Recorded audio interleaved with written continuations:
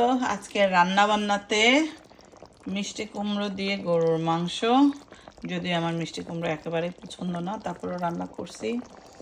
এখন তো আর পছন্দ কি আসলে নিজের যাই হোক, এনিওয়েজ এই গরুর মাংস দিয়ে কুমড়া মজা হয়েছে এমনি অনেক। আর এখানে আমার মেয়ের জন্য একটু বিরিয়ানি করছি। কি করো, একটু বিরিয়ানি করছি একদম সাদা মাঠাভাবে, বিকজ সে পেঁয়াজ বেরেস্তা দিলে খাইতে চায় না, একদমই খায় না। আজকে একদম পেঁয়াজ বেরেস্তা ছাড়া এভাবে করলাম। আর এখানে তো হয়ে গেছে, এইটা শুধু একটু দমে দিয়ে দিব। আর এখানে এত কিছু বের করছি, সত্যি কথা আমার তো দুইটা রান্না করে আমি এমন মনে হচ্ছে আর কিছু করতে পারবো না। এখানে চিকেন বের করছি, লতি বের করছিলাম, টমেটো বের করছি।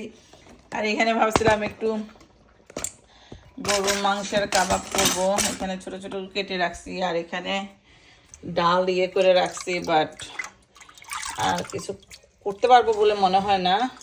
হয়তো বা একটু রেডি করে রাখবো, কালকে এগুলো করবো।